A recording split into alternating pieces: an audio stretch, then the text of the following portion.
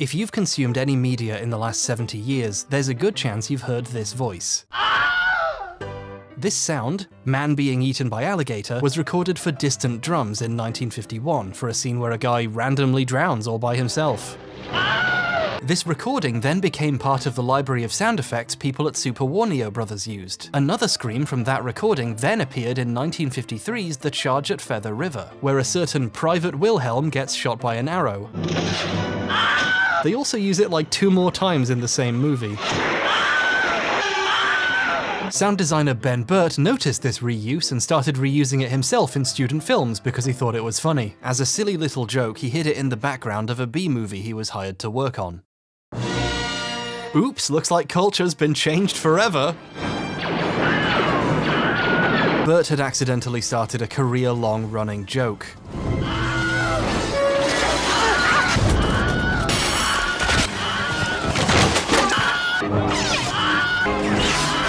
In his big cameo in Jedi, he does an impression of the scream when he gets killed by an OSHA-violating guardrail.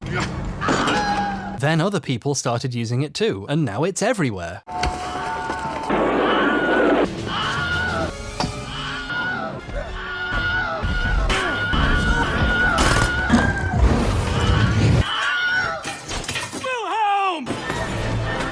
Getting in on someone else's in-joke kind of risks ruining it, but I wouldn't know anything about that. And there's a bunch of other iconic screams like this.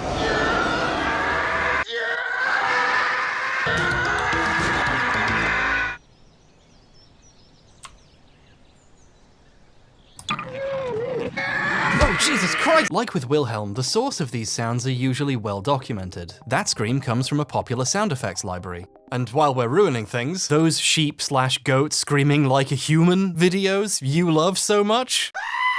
Yeah, they're all fake. That's just a sound that comes free with Apple software. You're welcome. But for over a decade, one sound's original source was unknown. This one. This is all over internet video nowadays, but where's it from?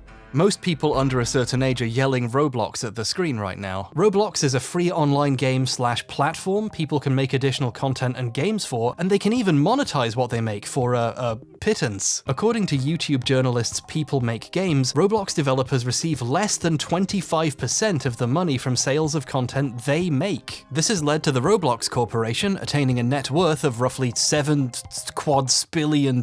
And one of, if not the, most iconic things about this game is its death sound effect, also known as the Roblox oof. Videos of just this sound get millions upon millions of views. It has its own separate existence as a meme across thousands of videos, and one video claiming to be its origin has 117 million views, shockingly close to the lifetime views of my entire channel. Oh! This sound effect is a phenomenon, but it's not from Roblox, and this child is a liar.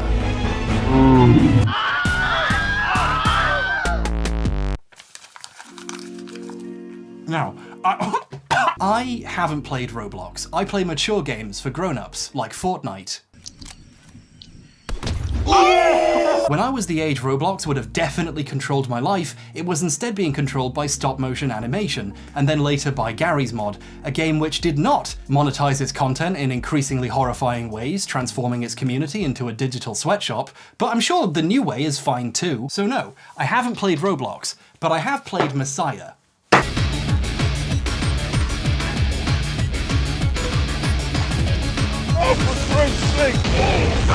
Messiah was released in the year 2000 and developed by Shiny Entertainment. They made Path of Neo, so they're insane and I love them. You play as a cute little cherub named Bob, who gets blasted down to Earth to help out. This is the best opening cutscene ever. Bob has no combat abilities whatsoever. Instead though, he can possess other people. I'm a cop. You know, in real life, a huge portion of the angels who come to Earth end up in the bodies of police officers. It's true, Google 40% cops. Bob can possess basically any living thing, including rats when the developers feel like making you save scum. The player is constantly switching bodies, using their different abilities, credentials, and weapons. The pacing is breakneck, because doing so doesn't slow you down. I played Messiah in the mid-2000s when I found it in a Christian charity shop. I assume they didn't see the words sex, religion, possession, death on the cover, and then I threw it away. I bought this copy on eBay to use as a prop. I have to get this out for the rest of the video now. Then a decade passes, and in a random YouTube video, I hear a familiar sound. People tell me it's from Roblox, but I swear I've heard it somewhere else. Obviously, I immediately forgot about it and moved on with my life until 2019 when someone else figured it out. User Plasma Node on Reddit was watching the ending cinematic on YouTube for some reason and noticed a very familiar sound. He posted his discovery on Reddit along with a clip from the ending. Someone stole and reposted his clip on Twitter. A large Roblox YouTuber made a video about that tweet, and then journalists started picking up on it. Although the articles do credit the wrong person with the discovery because their one source is a video that got it wrong. Why did the sound get so popular anyway?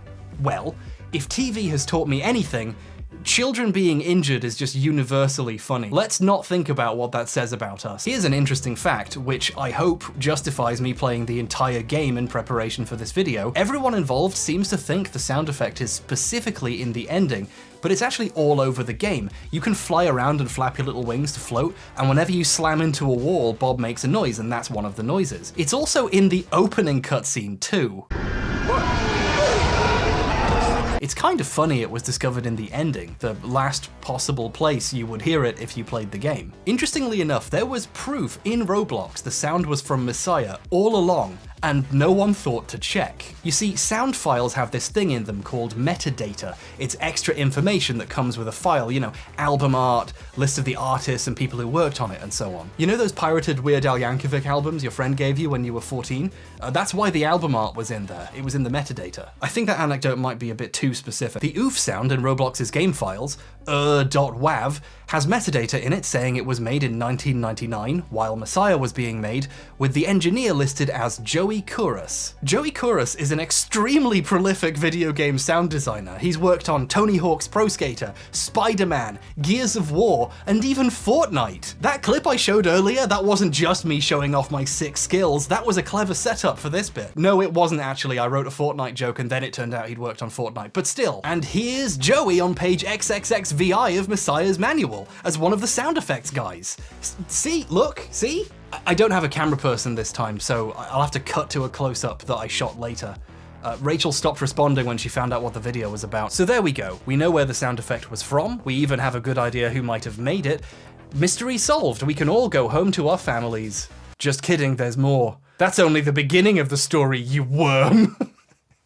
I can't say that. We haven't even talked about who owns the sound effect yet. It doesn't belong to Joey, it belongs to the company he was working for when it was made, Tommy Tallarico Studios, along with its owner, I don't need to say his name, he named his studio after himself. Are you ready? Yeah! Tommy Tallarico is a veritable video game industry icon, according to the first line of his biography on his website. I wouldn't personally go that far, but he was a fairly well-known musician and composer for video games in the 90s and 2000s. His most notable soundtracks include Earthworm Jim, MDK, and Advent Rising. His company was involved with the sound effects on lots of other games from this period too. That's why if you're my age or older, this is burned into your brain.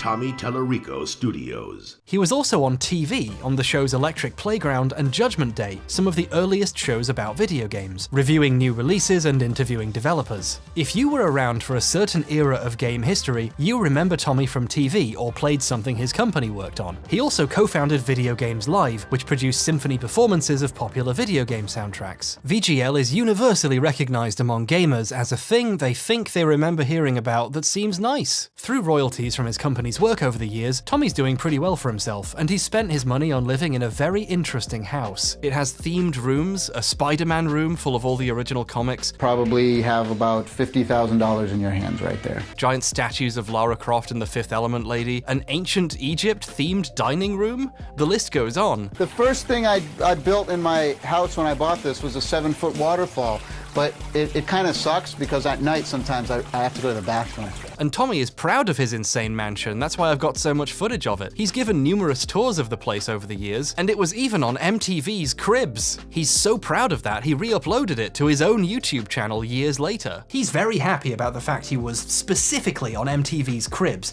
He says it a lot in interviews, and that's what he calls the video he uploaded onto his own channel, and there's no way he would tell an obvious lie like that. Would he? foreshadowing is a literary device in which he also re-uploaded an old UK show where the presenter clearly hates his house. This is absolutely hideous. You've got to sort yourself out, Tommy. You've got too much money. This is silly. It's not right, Tommy. No, but it is. There's children starving. And if you're the sort of person who's impressed by Guinness World Records, Tommy has a huge stack of them leaning up against a cabinet in the corner of his awards/Indiana Jones nook. The big one is person who has worked on the most video games in their lifetime. I actually have the Guinness World Record for the person who's worked on the most video games in their lifetime. He's such a big deal, he was handpicked by Shigeru Miyamoto to work on Metroid Prime. Metroid Prime with Shigeru Miyamoto. I worked with him for many years. And he was also the first American to work on the Sonic the Hedgehog franchise. I was the first American ever hired to work on the Sonic franchise. Can you believe that? Can you believe that? Do you really believe that? Tommy's been kind of resting on his laurels doing video games live for a while now. He hasn't done much new music for games since the late 2000s. One of the last things he did was donate music to Super Tofu Boy, a game made by Peter. It's a really bad Super Meat Boy clone interspersed with quite good music and interesting meat facts. Listen, Peter, I've eaten a lot of tofu, but meat doesn't scream either. If it did, people would probably stop eating it. Tommy is a vocal Peter supporter, doing an interview for them in the Egyptian wing of his house about cruelty to animals, and put out a statement on Facebook responding to criticism of his involvement with Tofu Boy. It's the only press release I've ever read that has emoticons in it.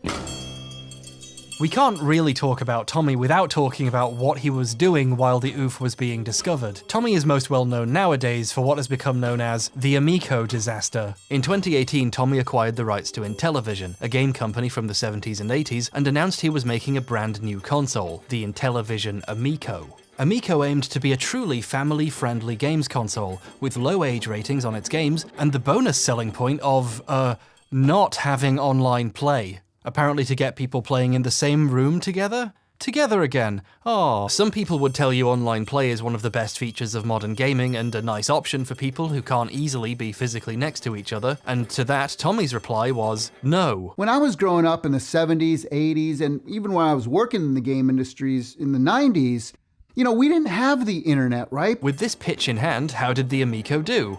It didn't. It was delayed, supposedly due to the global pandemic, but then it was delayed many more times, and it still isn't out 2 years after the intended launch. It seems less like unfortunate supply chain issues and more like management underestimated how hard it is to make a new game console from scratch. As CEO, Tommy made the decision to open 2 company offices, in Irvine, California and Salt Lake City, Utah, 2 really expensive places to open offices in the middle of the pandemic. In his video tours, the large, expensive spaces are mostly empty and unused, with the money guy in the back looking like he's working overtime trying to keep this operation afloat without a finished product. This is where the magic happens. Tommy wants money. This is in this box is where it all happens. As the money started to run out, they turned to crowdfunding investment website Fig. Tommy produced a video in his Spider-Man room, with other company leadership in his Egypt room and Tomb Raider-themed movie theater room, claiming the console just needs a bit more money to get going and release is just around the corner. The rocket ship has been built, we are on the launch pad, and we just need the fuel to take off. So strap yourself in, because it's going to be one hell of a ride. They raised $7 million more and the Amico still didn't come out. So they tried again, turning to second crowdfunding investment website, Republic. They even used the same pitch video. Come on guys, the rocket ship just needs a couple more $1 million.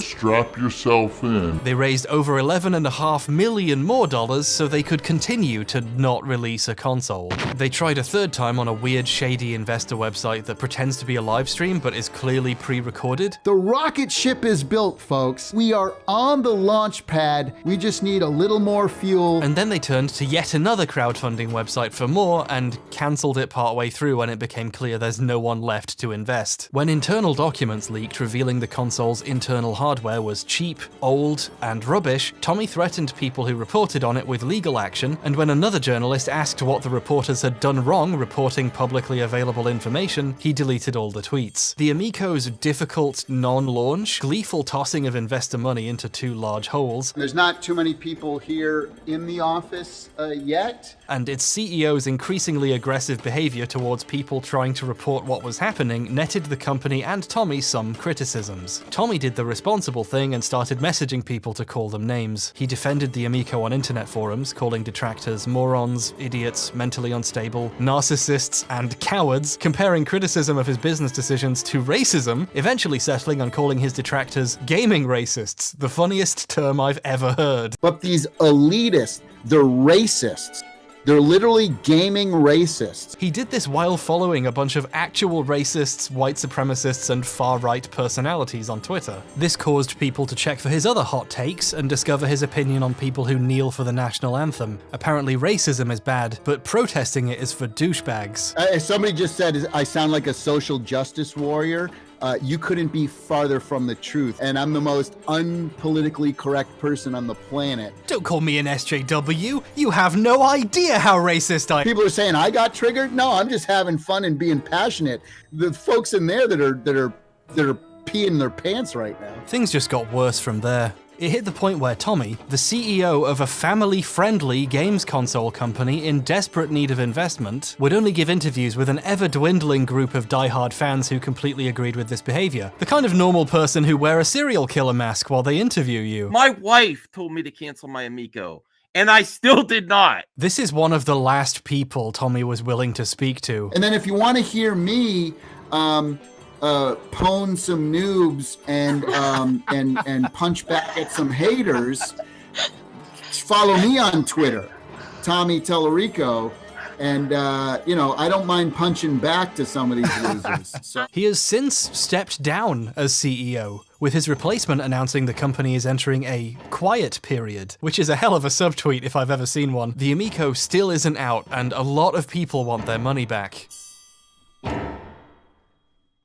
In the middle of all this, right before the first big delay, before things got super bad, back when Tommy had a reputation to burn, the OOF discovery was made. Due to his contract with Shiny Entertainment, Tommy Tallarico Studios owns all the sound effects he and his employees made for the game. Shiny could use them in Messiah, but they belong to Tommy, and he can use them again or sell them if he wishes. And when Tommy found out a sound effect he owned was being used in Roblox, oh boy, did the butter begin to churn. Tommy stepped up to the plate and did a stream on YouTube called Talking About the Roblox OOF Sound and Controversy. It's hard going back to this stream because he spends a good chunk of it pitching a soon-to-be-released game console that still doesn't exist. We're actually coming out with a brand new video game machine. It's called the Intellivision Amico. We actually don't allow online play. It's weirdly anxiety-inducing watching a man in January 2020, right before a global pandemic, pitching a console whose central feature is trapping people in a room together. Everybody can kind of come together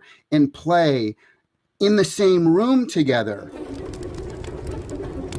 But when he wasn't pitching his scam-adjacent business venture, Tommy was demanding Roblox give him $100 million. Tommy wants money. Okay, for legal reasons, I'd like to specify that was a joke. He didn't ask for that much. Probably. He didn't say how much he wanted. Almost like he was embarrassed to. Tommy made it clear he didn't want Roblox to remove the sound. He wanted them to keep using it, but to pay him for it. And if they didn't, things were going to court. They may think that, I'm trying to get the sound taken out of the game. I'm not. They may think that I'm currently suing Roblox. I'm not currently, but it's also not fair to me that I don't get compensated for this. This situation is, legally speaking, very funny. Allow me to pretend I understand it for a few minutes. A key point here is, at least as far as I can tell, so probably wrong, Tommy isn't owed any compensation. According to Roblox, the OOF came on a CD of sound effects the original creators purchased when they were making the game in the mid-2000s. If this is true, they used the sound with the reasonable belief they had the right to do so at the time. Whoever took the sound out of Messiah and sold it on a CD could be in trouble, but the two guys who started Roblox in 2006 didn't do anything wrong, apart from create Roblox. Okay, I've spoken to a couple of lawyers after filming this bit, should have done beforehand really, and they clarified something I think I should add here about them not doing anything wrong. They did still technically do copyright infringement. If you use a sound effect you bought from someone and it turns out they stole it and lied to you, you're still guilty of copyright infringement. However, if this actually went to court, there is something called the innocent infringer defense. If an infringer can demonstrate they had no reason to believe they had committed copyright infringement, and it looks like Roblox might be able to do that, the court can reduce the statutory damages to as low as $200 per infringement. There are other types of damages, like actual damages, the losses suffered by the owner as a result of the infringement, but that's something that could only be answered in a courtroom. As you're about to see, however, Roblox directly told Tommy they don't think they owe him anything, so it sounds like they think they have a good defense if things go to court. In these tweets a few days before the stream, Tommy seems a bit annoyed that no one owes him money, although in his version, Roblox feel like they don't owe him anything, which is a strange way of describing a large corporation. I think what Tommy means is Roblox's lawyers know what the law is, but he still would like to have some money. All Roblox are required to do in this situation is remove the sound, and Tommy could send a cease and desist and trigger that happening whenever he wanted. I could have sent a letter, very easy. Cease and desist, stop using the sound, it's mine, you don't have permission to use it, take it out of your game. But Tommy isn't doing that because he doesn't want it taken out. Tommy wants money. If he can get them to keep it in and pay him a license fee to use it or just buy the sound off him outright, he could make a lot of money. Yeah, I'd rather them just pay me and them own the sound forever so that it stays in the game. Tommy cannot stress enough how much he doesn't want Roblox to remove the sound, because that's how he makes money from this. I never asked Roblox to remove the sound. I don't want it to be removed. I haven't told them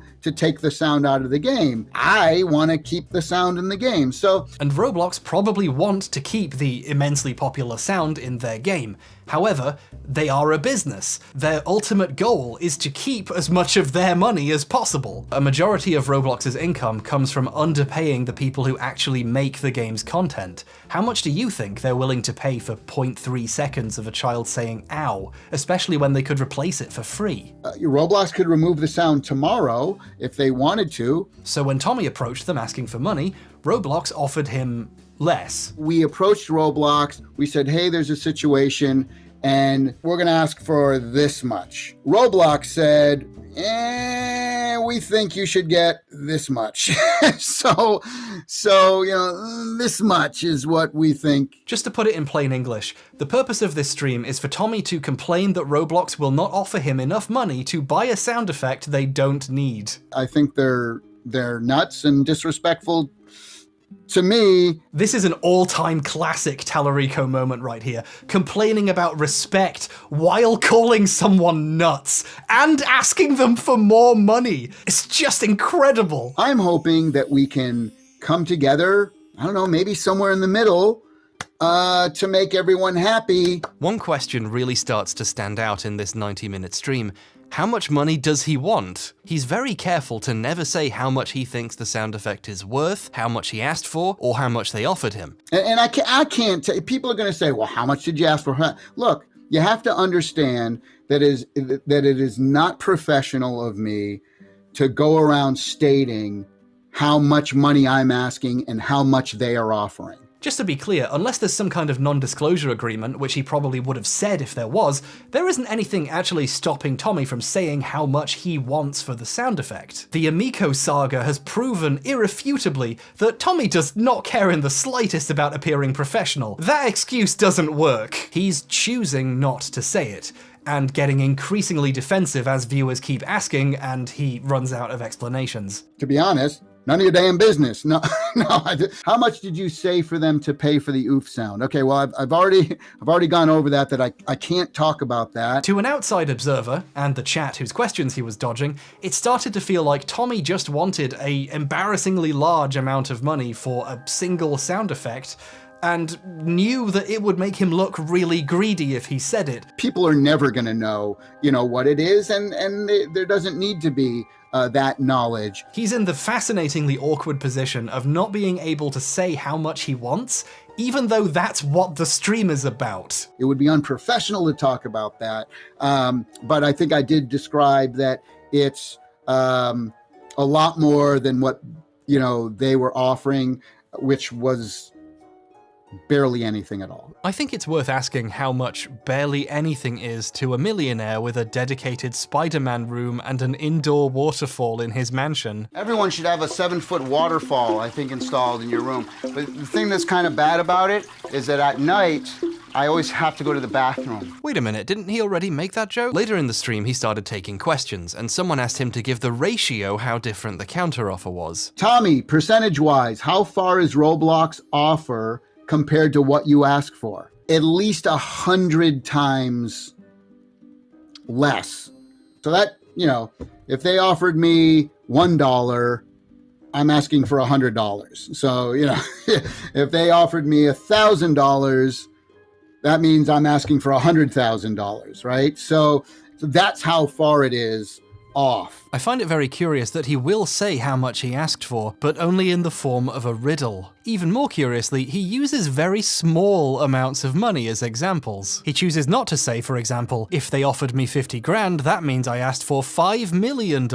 Or if they offered me 100 grand, okay, I can see why he didn't. And I hope they come to their senses. And I know they're probably watching. I don't know, maybe they're not. It's Saturday morning. So that was the situation in January 2020. Roblox were offering to buy the sound. Tommy wanted 100 times more money than they were offering. And if things didn't go his way, he was threatening to take things to court. You know, I have attorneys I have teams of attorneys. I easily have about 20 different lawyers. It's just a difference of opinion on whether or not I help to bring millions of people to their game or not, and what that is worth. That last thing is, I think, why Tommy thinks he can ask for whatever massive amount of money he won't say. In his mind, this one sound effect single-handedly launched the Roblox franchise. But the idea is that this is a sound that helped to create the franchise, right? Some may say even that the reason Roblox is as popular as it is now may be because of the fact that so many people shared this oof sound. So some may say. Tommy, you don't need to launder your arguments like that. You are the one saying that right now. This is something that helped to create the franchise itself. It's made the game Roblox go supersonic. It was part of the reason. How many millions of people found out about the game Roblox because of a meme because of the sound, right? We think we're asking for something extremely fair considering what it has done for the franchise. These claims are hilarious, exaggerated, but most of all, wrong. Take the sound effects from Minecraft that are really popular and people use a lot in videos too. They have a huge presence online as well, but they didn't make Minecraft popular. They're popular because they're in a game millions of children have played. The Roblox oof took off in mid-2017, when Roblox was already a pretty mainstream thing. The cause and effect is completely backwards here. While it might not be entirely impossible for a single sound effect to make a game very popular, I would like to remind everyone that this sound effect was already in a game, and that game was such a massive critical and commercial failure that no one noticed a sound effect had been stolen for 20 fucking years. Come on, bud. Roblox didn't become a multi-billion-dollar company because of a sound effect. They got there by being evil. Speaking of evil, Roblox eventually worked with Tommy to turn all of this into a whole new way of monetizing their empire of nightmares. Instead of paying Tommy for the sound, they're making the players pay for it. In November 2020, Roblox announced the oof sound was going to be removed, but they were updating their developer marketplace so players could purchase sounds to use in their games. And once this update was complete, the oof sound could be purchased and used through there. I assume Tommy would get a cut from this. Simultaneously, Tommy announced he had produced a sound effects pack for creators to use in their Roblox games, including the oof. I have done a brand new sound design library just for Roblox. Creators could buy a range of sound effects packs costing from $10 to $250 and use these in the games they make. Roblox and Tommy agreed to keep the sound in the game as is for a while, so the sound marketplace had time to get up and running and no one had to go oofless in the meantime. But this functionality still hasn't been added a year and a half later. Eventually, in July this year, Roblox, citing a licensing issue, removed the sound and replaced it with this one, which is rubbish, frankly, but it might be bad on purpose to incentivize paying to replace it once they get the marketplace up. So, clever move, I guess. You bags of scum. Tommy also got to make some official oof merch, so that was nice for him, I suppose. I've created an oof t-shirt. He doesn't look like he got the massive payday he wanted, especially since the audio marketplace hasn't manifested yet, but at least he got something out of it. So, there we go. Wasn't that an interesting story? That's the end of the video essay. Don't look at the runtime. Don't worry about it. Don't worry about it. If you came here to find the origins of a sound effect, you can go. Subscribe on the way out if you'd like, but take care. Go play Roblox or something. And Tommy, I know you're watching. I've seen you arguing with people in the comments of videos with 100 views. You can go as well. Go do whatever it is you do in your fun house. I'm just chilling out. See ya.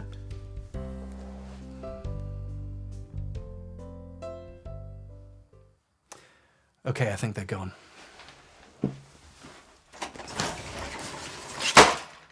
This video is being filmed in an undisclosed location to avoid being traced.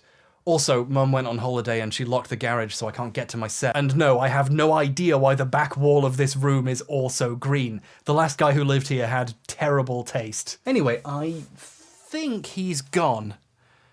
Okay. We need to talk about Tommy. This is where the video was supposed to finish. So I was writing up the script and doing a bit more research, and then I re-watched Tommy's E3 2021 pitch for the Amico, and I realized something. He takes credit for creating the oof in a very particular way. I'm even the guy who did the oof sound for Roblox. He made the sound for Roblox? I thought I misheard him, or maybe he misspoke, but no, that's how he says it. The thing that you might know me the most from is the guy who created the beloved oof sound for Roblox. That's right. The sound wasn't made for Roblox, it was made for another game and reused by mistake. That's what this whole thing was about, Tommy. He said that one in the commercial for his sound design kits he's selling to put it back in the game. Why is he saying it like that?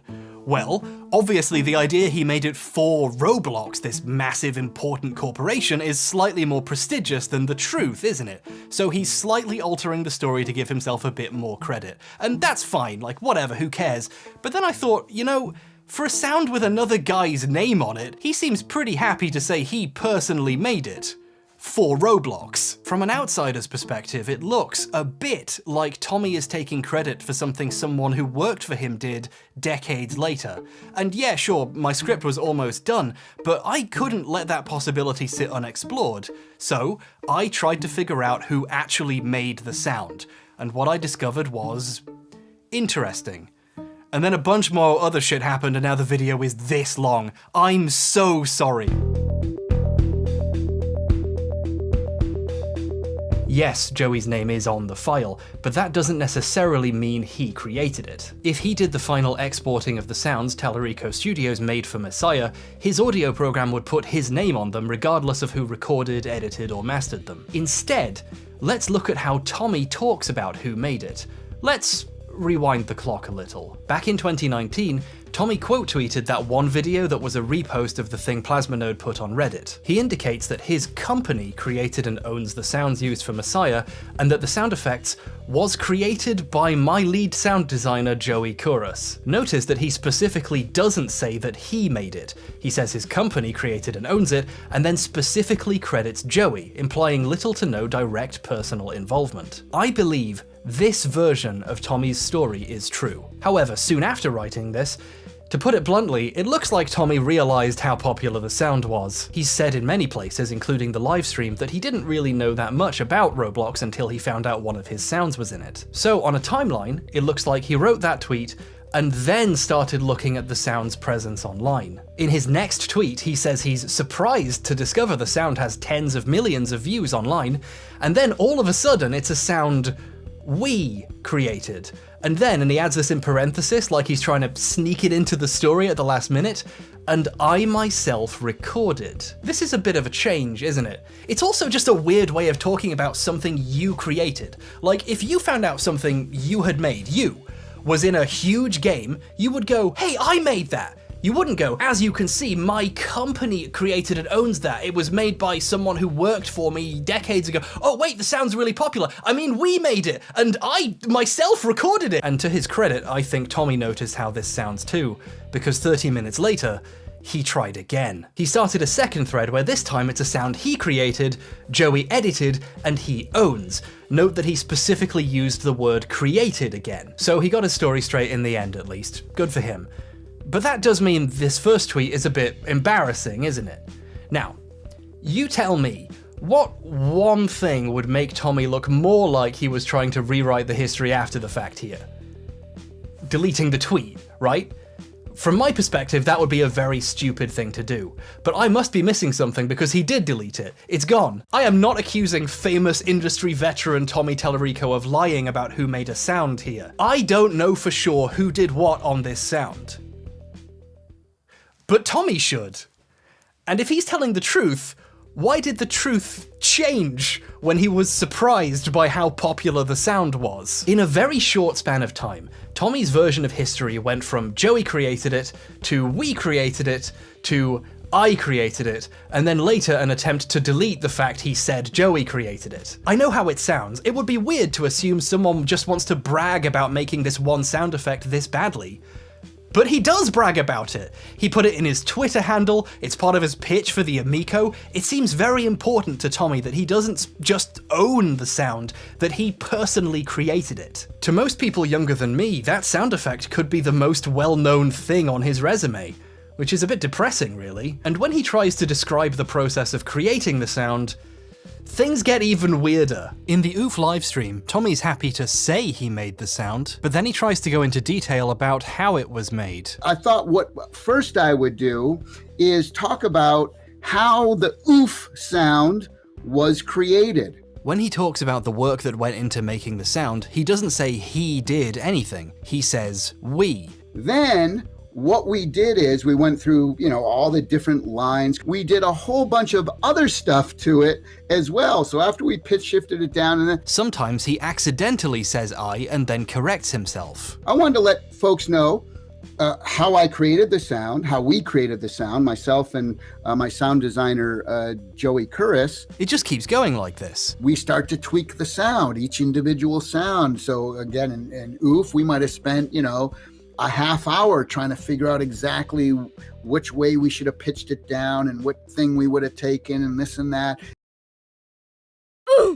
This is a strange way to describe something you did. Far from being a sound he created and Joey merely edited, whenever he has to describe any specifics, all of a sudden it was done by committee. Tommy isn't lying about who did what here, quite the opposite really. He's specifically avoiding lying by being as vague as possible about something it would be easy to talk about if he actually made the sound himself. So I took this little girl's, we took the clip, right? And then what we did is we edited it and we kept the length of the sound. He struggles to come up with anything he actually did.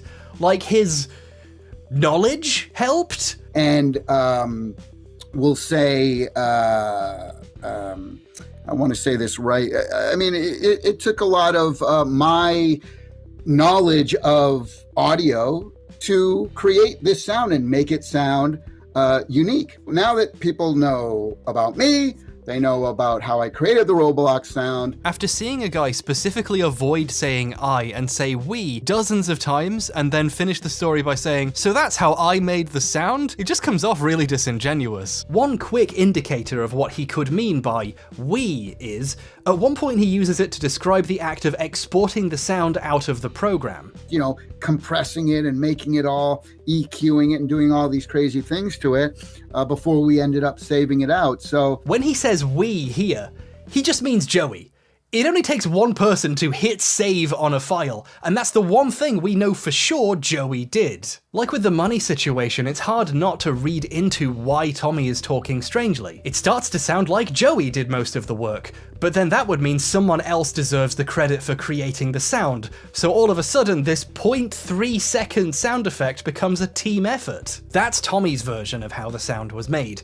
He says we, but sometimes when he says we, he just means Joey. So what's Joey's version. Joey's been pretty quiet about all this, and good for him. His career's still going strong, unlike some people's, and I'm sure he has better things to do than litigate who made an ancient sound effect. Unlike me, who apparently has plenty of time for that shit. However, Kouros does have a website where he maintains credits for every game he's worked on since 1993, and he's still updating it today. Next to Messiah, Joey puts, "Design of all sound effects." After witnessing someone claim Joey did it, change their mind, delete the story, and then talk in very vague terms about who did what, seeing someone just say, "I designed all the sound effects," is like a breath of fresh air. This is another reason why I find Tommy's first version of the story more believable. Not only is it untainted by his later discovery how popular the sound was, it's also what the other person who worked on the game said. But this really makes it look like Tommy's stealing credit from someone else who worked for him now. It was just a hunch before, but now, I don't know. And here's when the fun, easy video about the Roblox oof I was trying to make ended, and the horror of my new life began. Because while I was on Joey's page, I noticed something else. Design of all sound effects for Tony Hawk's Pro Skater. This was very confusing to read, because Tommy spent the last several decades saying he worked on Pro Skater. Tony Hawk Pro Skater, Tony Hawk Pro Skater, Tony Hawk Pro Skater. I was on the original Tony Hawk Pro Skater team. I was on the original Tony Hawk Pro Skater team. I'm not saying Tommy didn't work on it, it's just some places seem to disagree with him. Places like the credits of Tony Hawk's Pro Skater.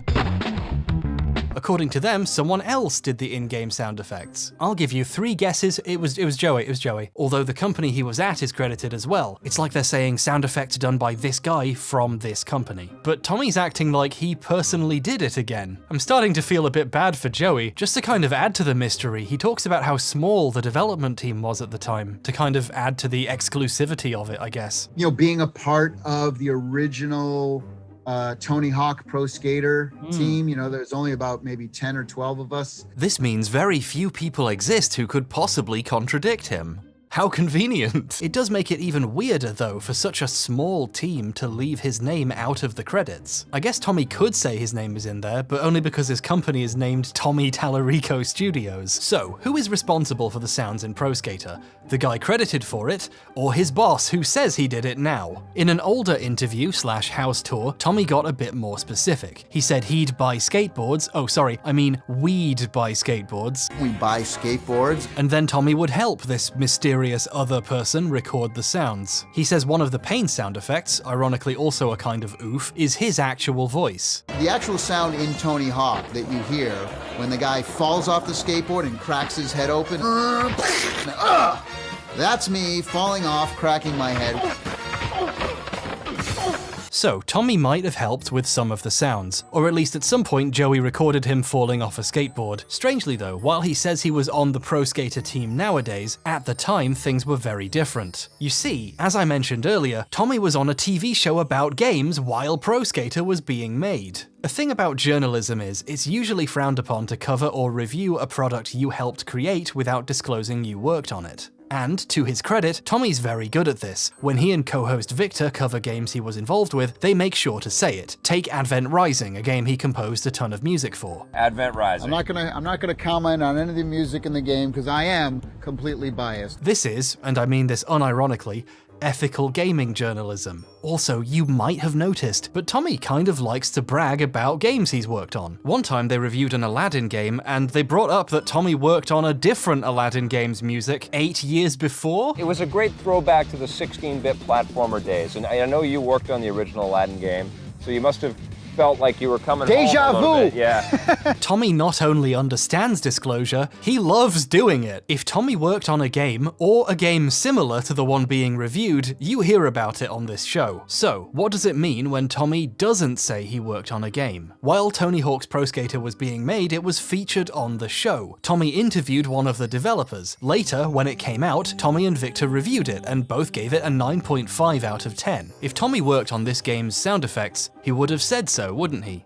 Well, he doesn't. At no point whatsoever in the coverage does Tommy disclose he worked on the game. Tommy behaves like a TV guy interviewing a game developer, which would be a bit weird if he was also on that development team, right? I can only think of a few reasons why Tommy wouldn't mention he worked on the game when he goes out of his way to do so normally. One is he randomly decided not to take credit for something, which seems out of character and pretty dishonest considering how hard he promoted the game, and he seems to know better than that. The alternative is, while he had helped Joey out a little, Tommy, at the time, didn't consider whatever input he gave big enough to justify telling people he was involved. Which is fascinating to me. There is potentially a past version of Tommy who, if he honestly thought about it, would choose not to say he worked on Pro Skater, which is cool of him. However, then Pro Skater went on to be a really famous franchise, and it became very cool to say you worked on it. I was on the original Tony Hawk Pro Skater team. And over the years, Tommy's story has grown a bit from helping with some of the sounds to, doing all of them. I was on the original Tony Hawk Pro Skater team, so I did all those sounds, audio director on that. Wait, now he's saying he was the audio director?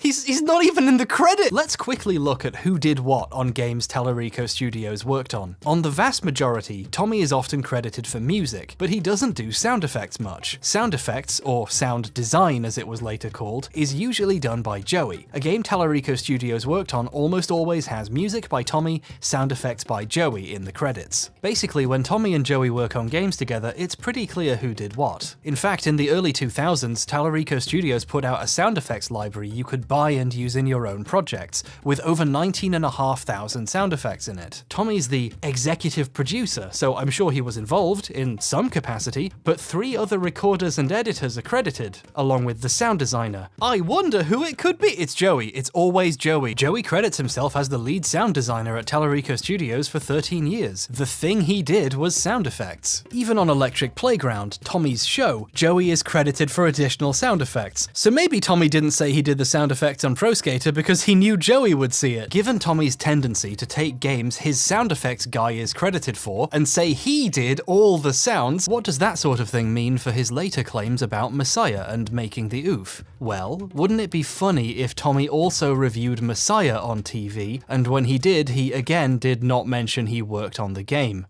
Wouldn't that be very, very funny?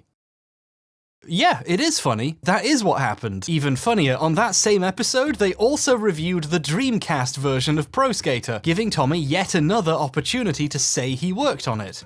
Which he didn't. There's starting to be a precedent for Joey doing things, being the one credited for it, Tommy reviewing it and not mentioning he worked on it, and then years later deciding he did. Coming back to how he talks on the stream, we could mean we both worked on this sound, but to be cynical, it can also mean Joey did it while working for me. Messiah is one of the 2 or so games I could find that Tellurico Studios made where they are both credited for the sound effects at once, so potentially Tommy might have been more involved with the sound effects on this than normal. So our candidates are a guy who mostly did music and not sound effects, reviewed the game on television and chose not to say he worked on it, and when he later decided he did and he made this sound, carefully avoided taking credit for anything specific, or the guy credited for sound effects on almost every other game, who says he did it, who Tommy said did it before he changed his mind the first time, and whose name is on the file.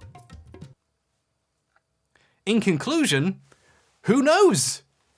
Could have been either of them. Maybe it was both. Art is really a collaborative process. Okay, that was written as a joke about how heavily the deck is stacked here, but let's be serious, I haven't found any definitive proof here. I think it's interesting just how much Joey is credited for sound effects everywhere else, and I think it's weird that Tommy didn't really have any specifics to say about what he did on the sound, and I think if he did work on the game that closely, he should have said so when he reviewed the game on television, but none of that is specific proof of who recorded or mastered a specific sound effect. However, given all of this additional context and information, I can say at least for myself that I have some trouble believing Tommy when he says he made the sound. But when you decide something a well-known industry figure like him has said is suspect, you start to ask, well, what else has he said? This guy's been around for decades and he's said a lot of things. I started investigating some of his other claims. I did it mostly to prove to myself I was just being silly so I could believe him when he said that he made the sound. I wanted to be able to put this to bed and move on with my life. I just couldn't accept that the first American to ever work on Sonic would lie like that. Hey, wait a second! Yes, Tommy has repeatedly said he's the first American to ever work on Sonic. In fact, I was the very first American to ever be hired by the Sonic team back in the day. Are you serious? Very first American to be hired. One of the first Americans to ever be hired by Sega of Japan for the Sonic team. I was the first American to ever be hired to work on the Sonic the Hedgehog series. But if you don't take Tommy's word for it and do your own research, by which I mean basically Google Sonic for 2 seconds, you start to see red flags. Sonic was being developed in America as early as 1992, when Sonic 2 was being made in California. Americans are all over Sonic's game development since almost the beginning. Which game did Tommy work on anyway? Sonic, some of the, or one of the Sonic games, Black Knight, that might have been in the 2000s. So Tommy was about 20 years late to the party of Americans working on Sonic. Okay, let's be charitable. Maybe he means first American to do music for the series? But if he thinks that, Tommy's been crushing too many 40s. That was terrible. I promised to live and learn from the— oh fuck. But this first American stuff gets even deeper. There are layers to this shit. One particular American musician, Michael Jackson, was rumored for decades to have worked on Sonic 3. This was seemingly confirmed by Yuji Naka earlier this year, actually. This would make Jackson the first American to do a Sonic soundtrack. Maybe there are some Americans who worked on one earlier. I'm not sure, I'm not deep into Sonic lore, I'm no Heriton Splimby. Now you could say, well sure, maybe that means Tommy is wrong about being the first American, but there's no way he could have known that, we only found out for sure recently. And yeah, to be fair, that would be true. Were it not for the fact Tommy has also been bragging about knowing back in the 90s that Jackson worked on Sonic. So I was really close with the Sega folks back in the early 90s. I don't know if it was ever confirmed or not, but I can tell you that he did do the music for Sonic 3. This was at a con in 2014, before he started saying he was the first American. So either he knew he was lying when he started saying that, or he made this shit up too. Which one is the lie? At this point, why not both? I don't trust this story about knowing about Jackson either, frankly. I think he just made up a story to seem involved with another important piece of history. That seems to be his MO at this point. This is just one example of what we could charitably call exaggeration, but realistically we call lies. The more I tried to check things Tommy said to prove to myself that any of it was true, the more it all came apart. Okay, so what about the Metroid Prime thing? He said in a bunch of places, including the OOF stream, that he worked on Metroid Prime. Metroid Prime with Shigeru Miyamoto, worked on that for a couple of years. And I worked with him on Metroid Prime, the first one. And we worked together for about, gosh, I want to say 4 or 5 years. Metroid Prime, I worked with that with Shigeru Miyamoto for 5 years. Wow. I worked with Shigeru Miyamoto, the creator of Mario and Zelda, worked with him for 5 years on Metroid Prime. He doesn't just say he worked on it, actually. He says Shigeru Miyamoto was a personal huge fan of his work and always wanted to work on a game with him. We always talked about working together. We're like, oh man, I really love all your Mario stuff. And he'd say, oh man, I love all your stuff that you do, like, oh, we got to work together sometime, you know? I don't know if that part of the story is true, but Tallarico Studios was contracted to work on Prime. Not music, by the way, Prime already had a composer, they just did sound effects. That might turn out to be important later. But early in development, Retro cancelled all their other projects to focus on Prime, and suddenly didn't need outside help to get the audio done, and his contract wasn't renewed. Tommy will confirm this part of the story himself. My contract was coming to an end was around the same time that Retro's projects were all getting canceled except for Metroid, and they had an internal audio department. So he did work on it. Briefly, but again with the exaggeration. For him to be dropped so easily implies Miyamoto wasn't as invested in working with Tommy as he says. Tommy doesn't just say he worked on Prime's sound effects for a bit and Miyamoto was a huge fan though. His story gets way more exotic. He tells people Miyamoto didn't give him any direction or visuals or animations to make sound effects to. He told him to just make what he thought was cool, and the development team designed the weapons and animations around his sounds. Give us a bunch of epic weapon sounds, and then what we're going to do is I'm going to give those to my artists, and then they are going to be inspired by the sounds that you make, and we're going to inspire the art and the thing. Wow, so cool. This is an unprecedented amount of control for an external audio contractor to have over a project. Plus, it just doesn't mix very well with the fact he left really early in development. Did Miyamoto change his mind? Why didn't he make Retro keep him on board if he had such an important job? It also doesn't mix with other stories from Retro Studios' actual audio department. He did an interview for Shinesparkers where he told this story about Miyamoto letting him design the weapon sounds first. However, Shinesparkers then went on to interview Clark Wen, Prime's audio lead, who came on board after the other games were cancelled and Tommy was gone. Wen is well respected in the game audio industry. He's worked on a bunch of stuff, including Tony Hawk games, interestingly enough. According to him, they did sound effects the normal way, basing their work off the art and animations. There's something amazing about reading an interview with Tommy where Miyamoto blessed the project with a radical new technique where the sound designer had massive creative control over the game, and then going to the interview with Wen where they say, "We interviewed Tommy and he said you did this," and he goes,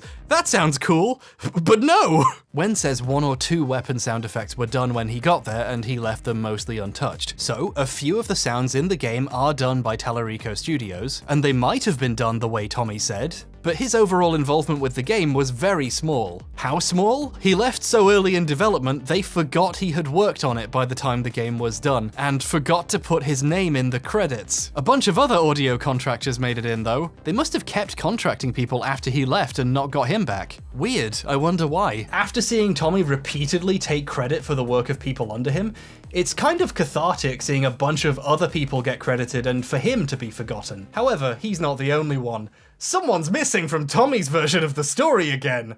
Can you guess? In a now deleted page on his website, accessible via the Internet Archive, Tommy wrote about leaving early in development, although he still claims he did a lot of the main sound design somehow. Funnily enough, he doesn't say I too much. He says we. I wonder who the other it's Joey! It's always Joey! He shared a recent email from Retro's new audio manager to prove he worked on it, and he compliments the work Tellurico Studios did, but he says it like this: "My hat is off to you, Tommy. And Joey? It's always Joey!" What makes the story even funnier is how, Tommy was on a TV show that reviewed games when Prime came out. Tommy didn't mention he worked on it, which makes sense, he was barely involved, but one fascinating thing that hasn't come up yet is Tommy just has terrible taste. JoJo's Bizarre Adventure? The characters are incredibly stupid. He complained about Prime's backtracking and scanning system, stuff people love about the game, and absolutely refused to let Victor get a word in edgewise. I had to scan every little There's thing. a great in every story in there room, as well. And that's a problem for me. But I enjoyed all of that. The worst problem about this game is that he gave it a 7.5, which according to Metacritic would be the absolute lowest score any remotely professional critic gave it at the time. Even less than the 8 the guy who wrote the text reviews for EP gave it. Tommy was not the biggest fan of this game, but now it's universally recognized as a masterpiece, he can't wait to tell you he was a huge part of it. It's kind of fascinating how these two supposed industry professionals each talk about their work. Joey doesn't mention Prime at all on his site. Presumably, he doesn't consider his work a large enough part of the finished game to go on a resume. Meanwhile, Tommy talks like he worked hand in hand with Shigeru Miyamoto for 5 years on Metroid Prime. Oh, come on, H1, be reasonable. He doesn't say it like that. No, he says it like that. I worked hand in hand with Shigeru Miyamoto for 5 years on Metroid Prime. But he said on his own website he left early. He left so early they forgot to put him in the credits. He knows he's not telling the truth when he says this. Okay, look, maybe I'm just a gaming racist, but is it okay at this point to call this an obvious lie? It must be very difficult to work hand in hand with someone on a game they famously did not work on very much. Retro Studios is based in Texas. Miyamoto was a distant producer who occasionally gave notes. Several former Retro employees have even suggested he gave Metroid to a new company in America that hadn't made any games yet because he didn't like Metroid that much. Some insinuating he didn't really get Metroid's type of gameplay. Miyamoto pawned off IPs like this repeatedly, actually. He visited Rare one day and made them turn a game they were making into a Star Fox game because he had no idea what else to do with Star Fox. And we all know how that turned out.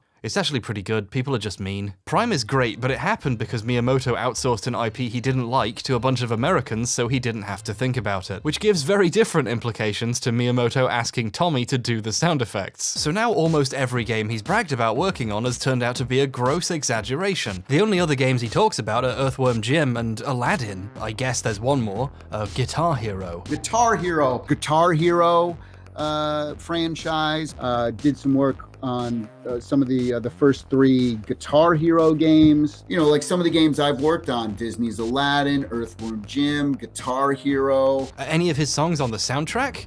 No. Did he do sound effects? It doesn't look like it. Is he credited on any of the games? On one of them, yeah. According to a Joystick interview, rest in peace, comrade, he helped them get an Aerosmith song on too because his cousin is Steven Tyler of Aerosmith. He's in the credits of Guitar Hero 2 in the Industry Thanks section. His involvement seems, I don't know, kinda small. It's mostly people who championed the first Guitar Hero when it came out. You know, game journalists and celebrities. And Will Wheaton. Interestingly, alongside Brad Shoemaker, Ryan Davis, and of course Jeff Gershman, also in these credits is Patrick Klepek, who 15 years later would go on to make him delete a legal threat by asking him a basic question. This is the total extent I can find of Tommy's involvement with the Guitar Hero games. But I must be missing something. The way he brings it up, you'd think he was massively involved. I worked on the Guitar Hero games, the first 3. The third one was Guitar Hero Aerosmith. Now you know why. I want to assume Tommy was joking there, but at this point I don't know. The more you look at Tommy's weird exaggerations, overstatements of credit, his use of we to mean Joey, the more you see it. It starts to take over your mind. You start to ask yourself if even the stuff he couldn't possibly be lying about is a lie. Like, okay, are those Guinness World Records real? I assumed even if everything else was fake, they would be real at least. There's no way anyone could get away with such an obvious lie, it would be too easy to check. But it turns out if something is easy to check, no one actually does.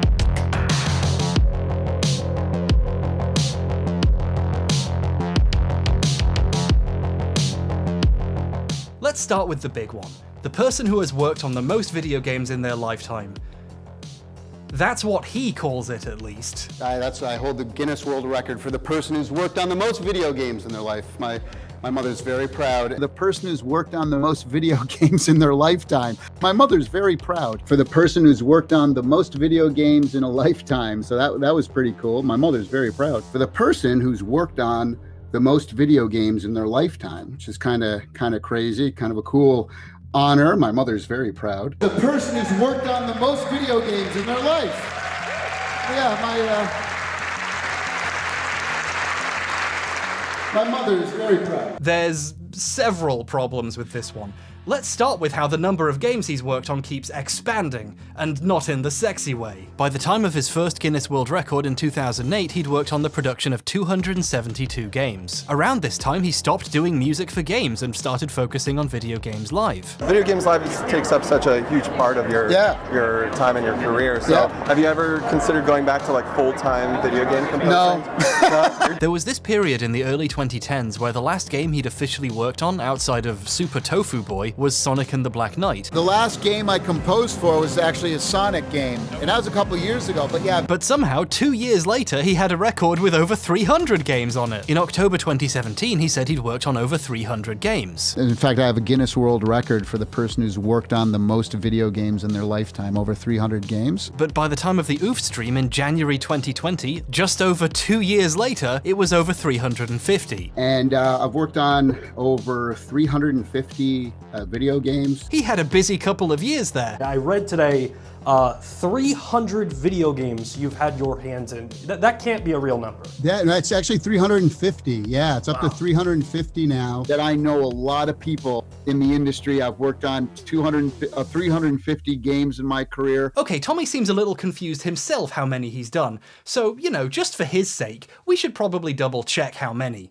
So, is there a list somewhere? His Wikipedia page lists far less games than he says he's worked on. Fewer, goddammit. I used Wikipedia for that visual earlier, showing the games he'd worked on in the early 2010s. Let's show everything else he did afterwards. Nothing. He cameoed in Retro City Rampage, and that's it, according to Wikipedia. His IMDb splits his credits into a dozen different categories, but not games, television, and movies, because it's a horrible website. And the composer and sound department credits have a bunch of games repeated in both. Wow, he's credited for some of them 3 times. Even Messiah's in there twice. Earthworm Jim 2's in there 4 times? But even adding literally all the video game credits together, including all the duplicates, you get less than half the number he said he'd done 15 years ago. What the fuck is happening? His Moby Games page lists about 100. It's 6:13 a.m. right now and my eyes went a bit blurry while I was counting. It could be like 98. Either way, it's a lot less than 350 and I'm not recounting this shit. And that's counting a bunch he's just in the thanks for, like Guitar Hero 2. It doesn't list Pro Skater because he's not in the credits for that, even though Moby Games appear to have copy-pasted the official biography from his website, which claims he did. They somehow managed to get Pro Skater to link to the correct game page, but not to get the spelling right. Okay, none of these websites can be trusted. Thankfully, Tommy has taken it upon himself to make his own list of games on his website. This list is larger, and I mean a lot larger than the others, and since Tommy wrote it, there's some dubious names on here. Pro Skater and Guitar Hero are on there, and so is Metroid Prime. Obviously, he personally held hands with the development team while they made it, but so is Prime 2, a game I've never seen any mention of him touching anyone's hands on. Did they reuse some sounds him/Joey made, so that counts as working on both? And I guess I can now add Roblox to that list of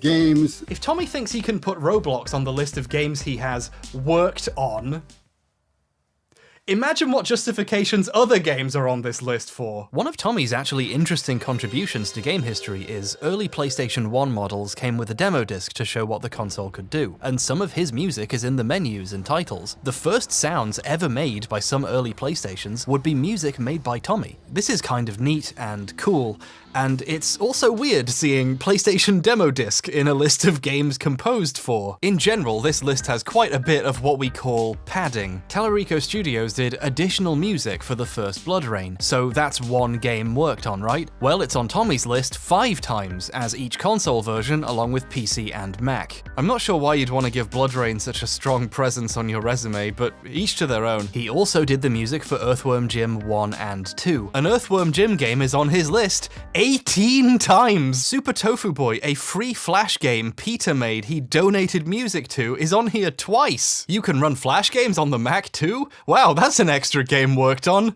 Fuck you, Tommy. But even counting all of this, all the games he wasn't credited for but still puts on his list, the multiple times the same game is counted across many different consoles or computers, or demo discs as specific games worked on, it's still a lot less than the number he says. If you decide to be a bit mean and remove all the repeat games, you get around 175, almost 100 less than his first Guinness World Record said 15 years ago. So either he stopped updating his website, and IMDb, Moby Games, Wikipedia, and everywhere else also stopped tracking the games he worked on, or, Bob, forgive me, the first American to ever work on Sonic is exaggerating again. In an interview in 2010, he said he worked on 280 video games, which is a Guinness World Record. Actually inside the Guinness Book as the person who worked on the most video games in their life.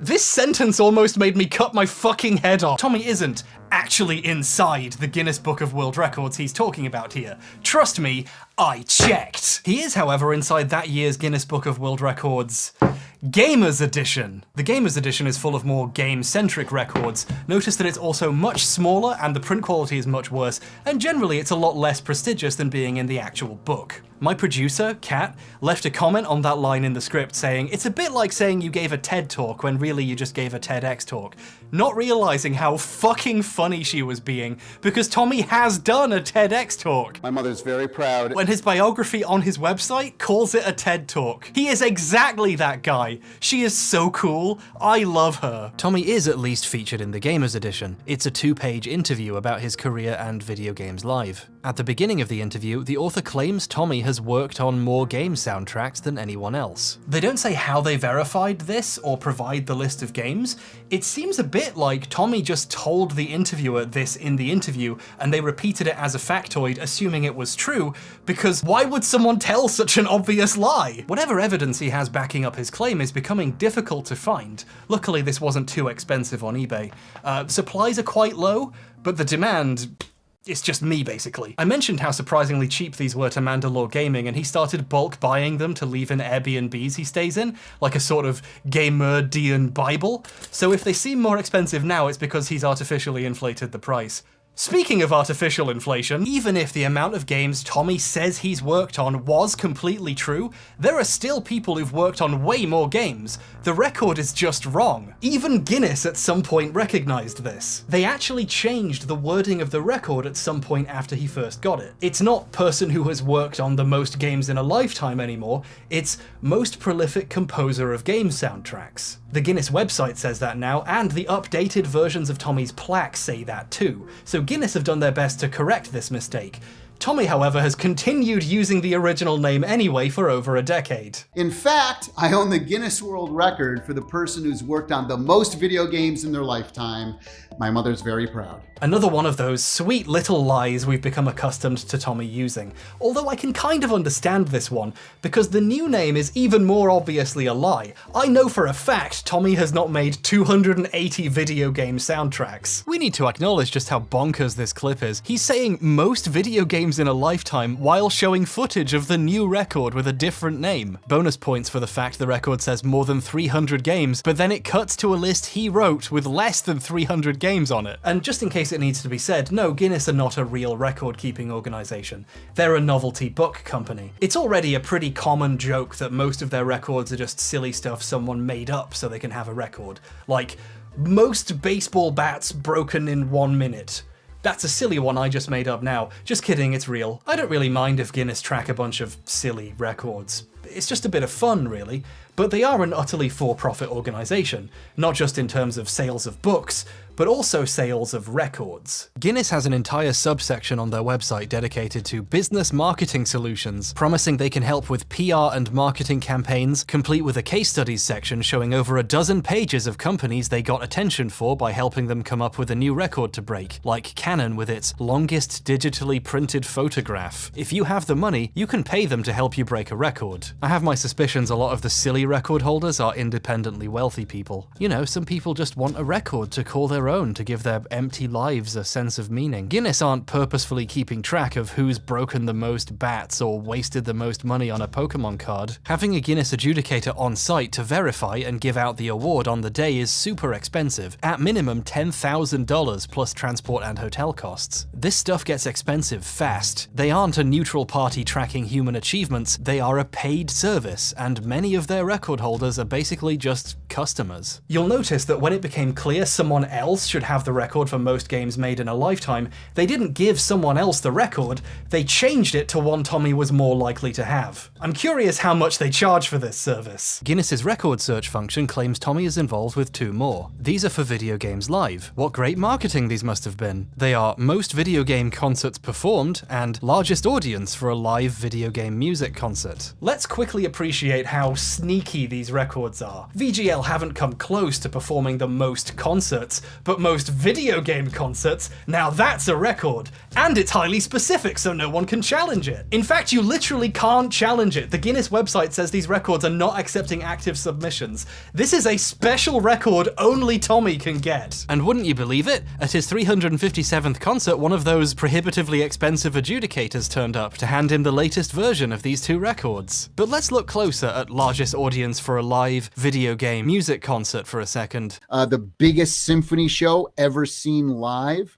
Over 752,000 people watching us live in Beijing, China. This would be pretty impressive.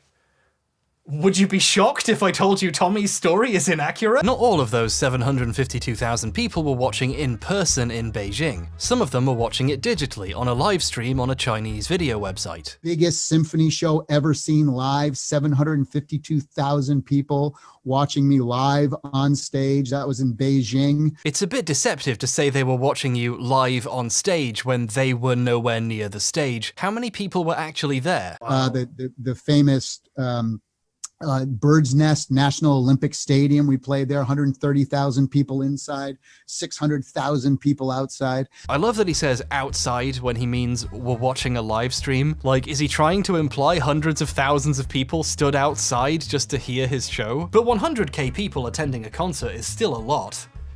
Still a lie, though! You know, I couldn't help but overhear what venue he said this took place at. Bird's Nest National Olympic Stadium. The Bird's Nest is a beautiful stadium, and it must be amazing to play in front of 130,000 people there. In case you're not familiar with the Bird's Nest, allow me to read you the beginning of its Wikipedia page. You're an hour deep into a video about the Roblox oof, you don't have anything better to do. The National Stadium, also known as the Bird's Nest, is an 80,000 capacity stadium in Beijing.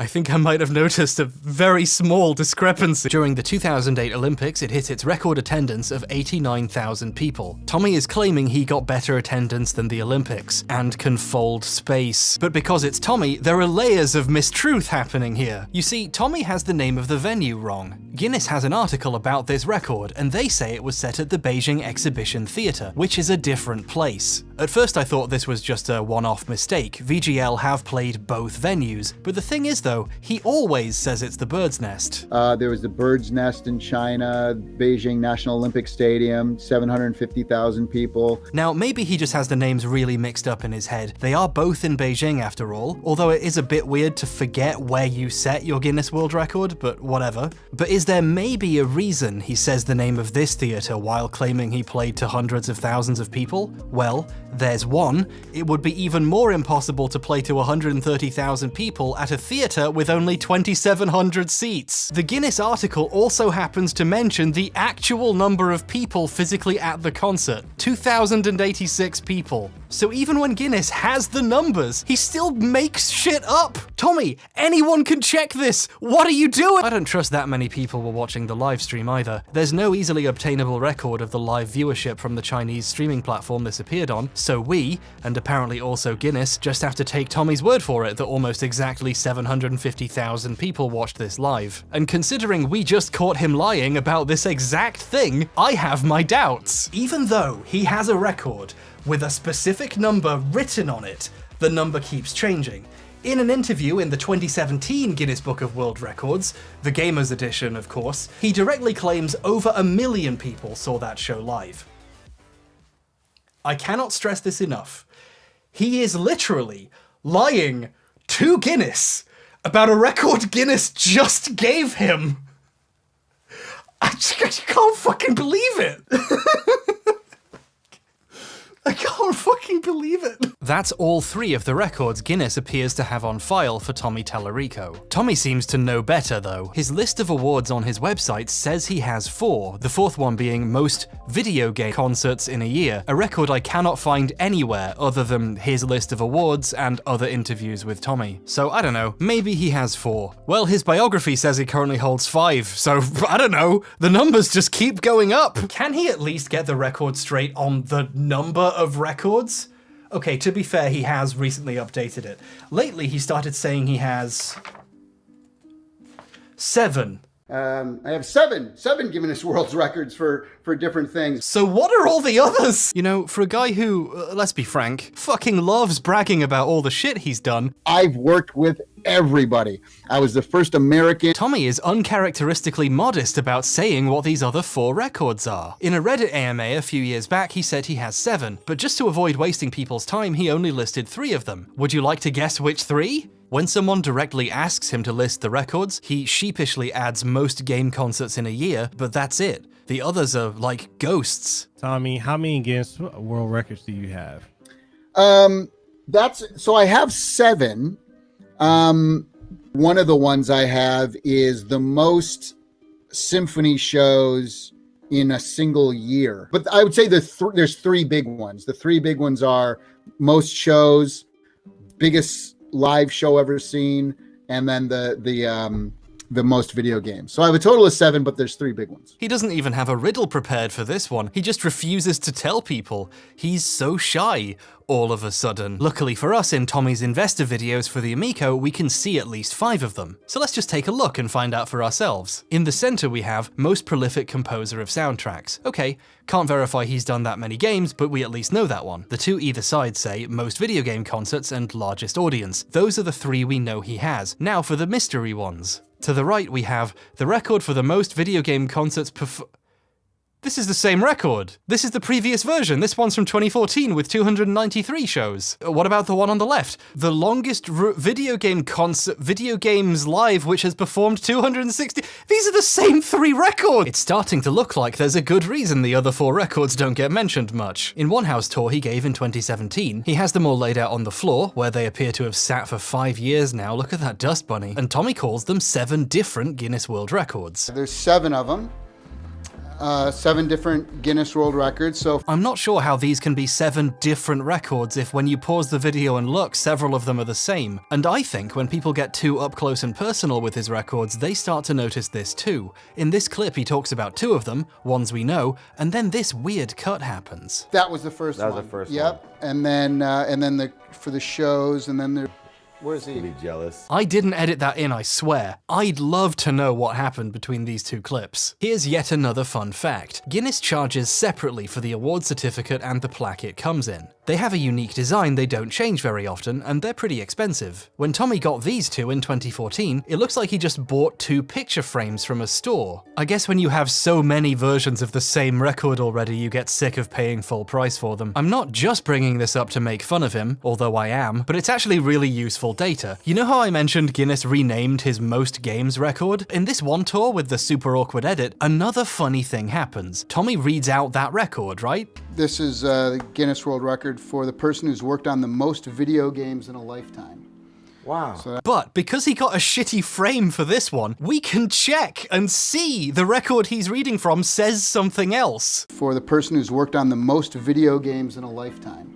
Wow. Tommy refuses to acknowledge the new title and pretends it has the old wrong name because it's a bit more prestigious. He's lying about the text of a record he is literally holding in his hands and pretending to read from. This guy's a fucking genius. How has he never been caught? I feel like I'm going crazy. You know how the concert records say video game concerts? If you've been paying attention, you'll notice Tommy always says it's for symphony concerts or symphonic concerts. Biggest symphony show ever seen live. The most symphony shows ever done. The biggest symphony show ever seen live. Biggest symphony show ever seen live. Tommy knows his video game concert record is extremely stupid, and out of embarrassment he calls it something else. Oh, maybe it's not deliberate, maybe he just got the name wrong. No, I can prove it. Here's a time he does that while pointing at it and pretending to read it. Here's one. Largest audience. Largest audience ever to see a symphonic concert live. 752,000 people. We can see what the record says in the previous shot, Tommy. Okay, let's wrap this up. How many records does Tommy have? Through a list of games that cannot be found but keeps exploding, and by making up new definitions of concert, it looks like Tommy has about 3. But he owns 7 plaques of them, so he tells people he has 7 different Guinness World Records. And maybe he does have a most video game concerts in a year one and it's just never visible in shots of his records. Guinness only has 3 records in their search though.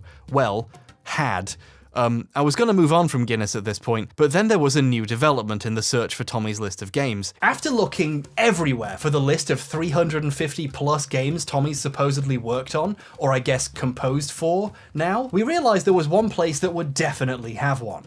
Guinness themselves. So we emailed them. And by we, I mean Kat did it for me, she did all the work. That's what people mean when they say we, they mean someone else did it for me. We worked on the oof sound. Yeah, right, I know this trick, Tommy. We, Kat, asked them what evidence was provided for the record and how it was verified. Guinness were really polite and got back to us very quickly. Here was their response. The record title in question is one of our consultant records, which are not open to standard applications. They are confirmed by specialist consultants that we approve. Our expert external consultants that we use for records of this kind often have professional links to the field in question, i.e. video games. These titles are research-based rather than evidence-based. Thanks. First off, this email provides me the incredible quote that the record is not evidence-based, which is just fantastic. Thank you very much for that. This is one of the situations where if you did the research, you would have the evidence. This doesn't require specialist consultation. It's a list of games. On top of that, this implies Guinness have never seen a list either. The record was verified by a consultant, so someone, somewhere, says Tommy has worked on this many games, and Guinness believes them. But then, something even stranger happened. Previously, when you typed Tommy's name into Guinness's record search, that record came up. One of the other VGL records came up because he's mentioned by name on that record, the other one doesn't. So those are the ones that came up. This is a screenshot I took in early September. Anyway, after we emailed them asking how they verified it, I realized I needed to take another screenshot because I'd scribbled all over one of them, so I went back, and the record didn't come up. Just the other one did. Right after we emailed them asking them where their evidence was, and they said they didn't have it, the record disappeared. Did we just get one of Tommy's records deleted? Oh no! I didn't mean to do this. I just wanted to see a list of games. Tommy, if you're watching this, it wasn't me, it was Kat. Please don't. So now the brakes have come off and this video is spiraling out of my control. I've lost all hope of figuring out what Tommy is doing or why. Doing the early research before this all happened, it got kind of nostalgic going back and rewatching ancient episodes of Electric Playground and Reviews on the Run, and watching Tommy do his wacky boobery and yell at Victor when he says normal things like Metroid Prime is fun. I was trying to remember if I ever found Tommy funny or if I was always just laughing at him, you know? You know what I gotta say to you? I don't care what you think. Even doing that level of research, I fell back into an ancient drama I saw unfold as a kid and completely forgot about. Tommy's awful opinions used to be a running joke on forums discussing his show's reviews. People would bring up he gave Smash Bros. Melee, one of the most beloved games in human history, a 2.5 out of 10. It was a huge running joke. I learned about this because I was a pretty big Mega 64 fan as a teenager, and they shot some videos at his house and even did an episode of their podcast there. I remember watching this on my iPod Nano on the bus. Now we're in another strange room. This was shot just as Smash Bros. Brawl had come out, and the gang made fun of his old review as well. Smash Brothers is now released. That's right. Tom has gone on record saying favorite game series of all time. There's this awful rumor on the internet, Right. as there always is, that I gave Smash Brothers like a 2.5 or something. And so the reality is that we never actually reviewed Smash Brothers ever on G4. Oh. So people on the internet who say that I gave Smash Brothers a low score, Yeah. bite him. Tommy is pointing to the giant model dinosaur he has in his garden. Anyway, it's clear this rumor really gets to him. In an IGN thread about his Mario Galaxy review, this comes up, and Tommy T shows up to defend himself, because he Googles his name and has nothing better to do. He claims it's not true, but refuses to say what the real score was because he thinks it's fun watching people spout nonsense. So Tommy never gave Melee a 2.5, that's just a rumor, leave him alone. Here's Tommy's review of Smash Bros. Melee. What do you think about Super Smash Bros. Melee for the Nintendo GameCube? Well, you know, I gotta tell you, it's another GameCube letdown, another GameCube disappointment in my book. 3 out of 10. I give it a 2.5. He said this on TV. People saw him. The footage exists. This isn't speculation. When Tommy does something people criticize him for, even something dumb that doesn't need defending like a video game opinion, he just lies and says he never did it. Like, why would you lie about something so stupid and easy to check? I'm reaching the point where if Tommy says something, it's easier to assume he made it up. His website used to have a page of famous people seen wearing Tallarico Studios t-shirts, which is a weird thing to document in the first place. But the thing is though, every single picture on it is photoshopped. Like, what was his goal here? What is he even trying to do? Tommy's stratospheric levels of clout chasing have hit a point where I literally can't tell if he's joking. He has a gallery page with pictures of him performing and in magazines and so on, and there's a celebrities section showing off all the cool people he's stood next to. Wow. He's really proud of some of them because he keeps reposting them. This Jamie Lee Curtis picture pops up on his Twitter when she's in the news or it's her birthday. She's a wonderful, kind, and talented human being and a fan of my video games live show. But one of the pictures on here is really strange. This one is of the Dalai Lama, apparently. Before the Amico situation deteriorated to the point he stepped down, he used to post on the Atari Age forums, and people were discussing the Amico's Karma gaming engine, a feature Tommy later admitted he made up, by the way. During the conversation about Karma, someone referenced the Dalai Lama, so of course, he reposted that picture and said he met him in London and he liked his music. The issue here is this later turned out to be a wax statue of the Dalai Lama from the Madame Tussauds in London. This is an example of what I've decided to call the Tallarico event horizon. Tommy has lied so much about so many things, I can't even tell if this is meant to be a joke. Is he doing a bit? Is Tommy Tallarico a CIA experiment to see how far you can get in the liberal games industry by just making shit up? Is Tommy Tallarico just a shadow on the wall of a cave? I started making this video because I thought a sound effect was funny! I can't tell if he's joking or if he genuinely wants to convince people he met the Dalai Lama. Like I said, this was in a conversation about an Amico feature it turned out he made up. We have something that's called a Karma gaming engine. And what that means is that everybody, no matter what your skill level, can feel like you have a chance and that you're in the game. I'm interested in the fact that you're using the Karma gaming engine. Where did that come from? Okay, so the Karma gaming engine is just some shit we made up. Like he literally made it up to get people to invest and admitted it later. Everywhere you look, Tommy is trying to build more prestige in ways that make no sense. Once Tommy had fled the Atari Age forums after calling everyone a gaming racist and stepping down, people started posting about how weird he was being, and a guy told a story there about how he ran a display at the Houston Arcade Expo in 2018 showing off old Intellivision stuff, right when the Amico had just been announced. So he asked Tommy if he wanted him to put out some business cards advertising the Amico, which he did. His display won an award at the show, and when he mentioned this to Tommy, he allegedly asked him to mail him the award. If this story is true, Tommy just assumed that this award belonged to him. This is just an allegation. Normally I wouldn't bother putting this in the video, but the problem is it tracks so well with a lifetime of taking credit for things he didn't do and making up awards. I find this story too believable not to mention. Still, this doesn't mean Tommy hasn't done good work in the industry or had any legitimate achievements. To properly recognize the good work he's done,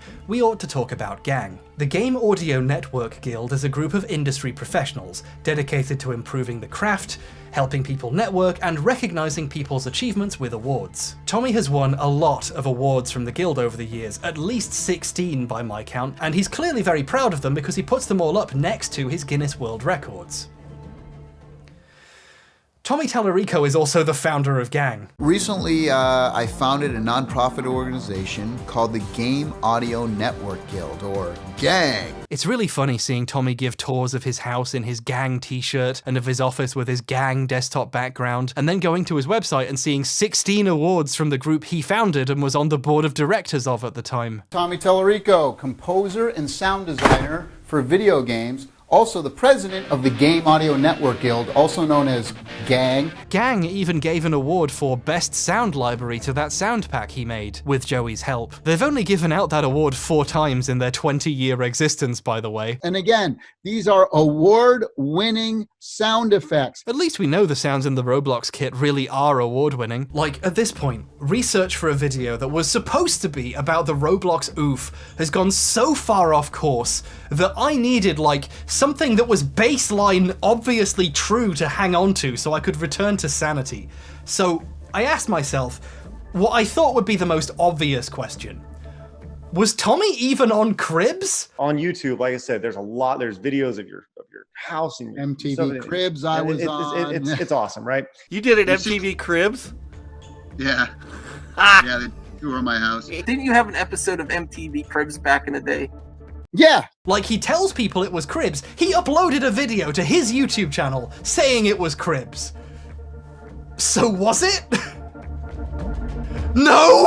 Cribs is, you know, a TV show. It has lists of episodes. You can just check. It was obviously a lie the entire time. I don't know how no one called him on it. Do gamers just not know what Cribs is? Cribs went to the home of massively successful musicians like Snoop Dogg and Maroon 5, or other really big celebrities like Tony fucking Hawk. They did not go to the home of the guy who might have made some of the skateboard sounds for his game. Absolutely no normal person watching MTV in the mid-2000s is gonna know who Thomas the Tallarico Engine even is. He did the soundtrack to Earthworm Jim. He's not a celebrity. Nobody gives a shit about his fucking fountain. The waterfall here, which makes me want to pee at night.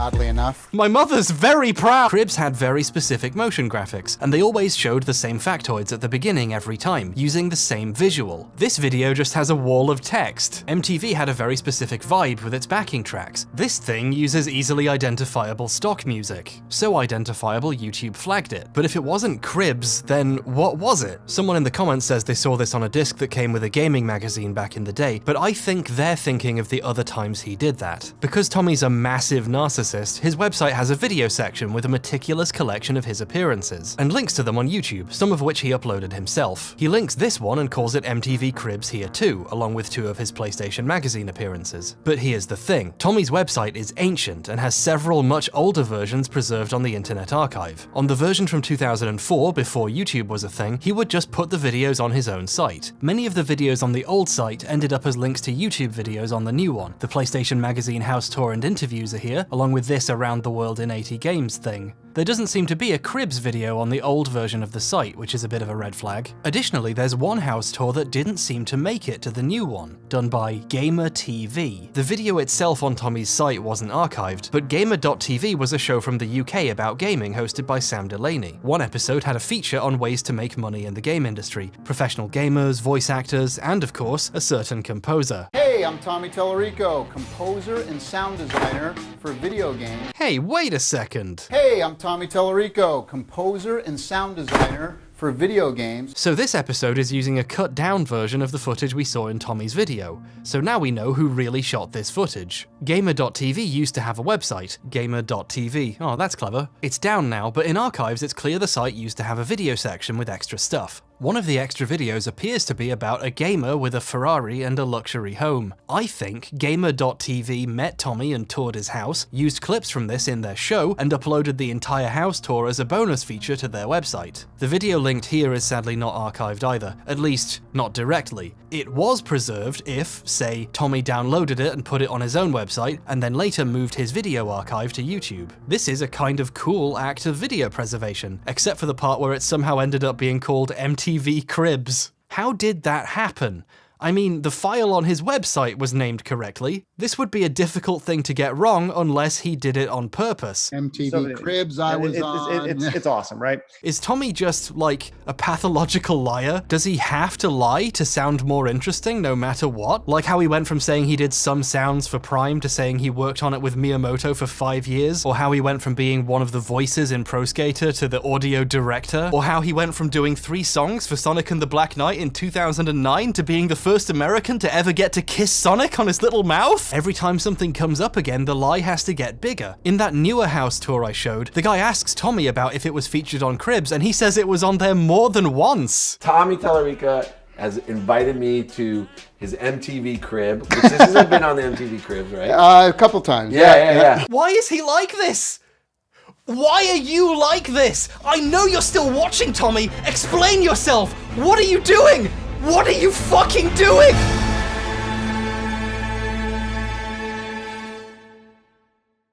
So, yeah, maybe every single thing Tommy has ever said is a lie. Maybe some of it is true, but bear in mind that even if Tommy has lied, that isn't like a crime. You can just lie to people. Watch, I am a trained helicopter pilot. See, you can just say things, no one can stop you. However, there are times when lying does become a crime, and Tommy would know this intimately because it cost him $100,000. In 2009, after putting on a video games live event in Brazil, Tommy returned to America with over $100,000 in cash on his person. When you enter America with more than $10,000, you have to declare it for money laundering and trafficking reasons. Tommy knew he had to do this, but for some reason he didn't. His business associate, who was also his brother, filed a customs declaration on their common behalf, denying they were bringing that much money into the country. Tommy knew this was false. When he was caught at a TSA checkpoint with a bag with $100 grand in it, there were some serious questions. He quickly made up a story to explain himself. He told them he didn't need to declare the money because he had distributed it among his band members during the flight in amounts less than $10,000, and then took the money back once they were through customs, so no one needed to declare anything. Tommy thought he was being clever, but he had just accidentally confessed to the crime of of structuring, where you deliberately avoid regulations by pulling stunts like this. Structuring is a federal felony, with huge fines and up to 5 years in prison attached to it. Later, he came clean and told investigators he lied and made up that story, and actually he just took the money over the border himself. So when I call Tommy a liar,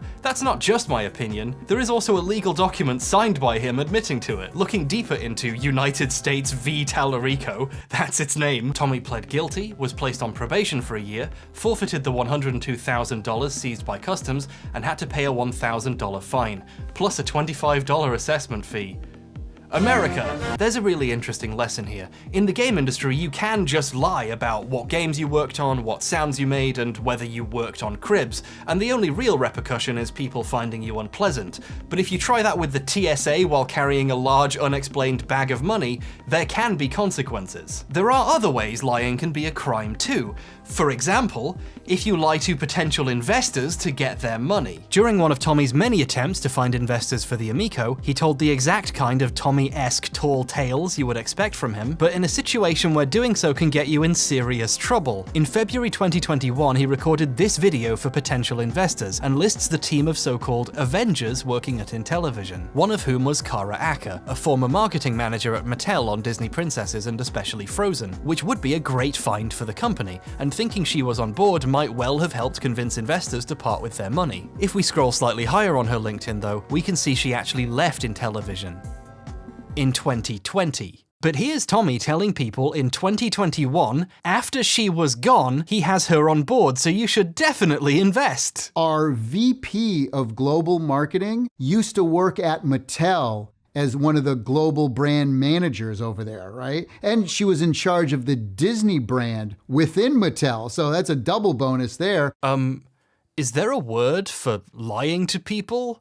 For money? If this convinced people to invest, they have grounds to say they were lied to about the status of the company. You can't just pretend people still work for you. On their Republic crowdfunding campaign, which raised $11.5 million, the pitch video for these investors featured Acker heavily, in Tommy's disgusting Egypt room as VP of Global Marketing. She was front and center as one of the intended draws to investors. She was basically the company's pharaoh. She's also still shown on the list of team members, including, ironically, a link to her LinkedIn, which will tell you she's actually gone. This crowdfunding campaign ended in 2021. There was a period of 4 months minimum where people were investing based on a video and information which was not accurate at the time and never corrected. The Intellivision website listed Acker as VP of Global Marketing as late as July 2021, according to the Internet Archive. Did the guy who ran the website quit too? Investors using this website as a source of information would have a hard time confirming who was actually at the company.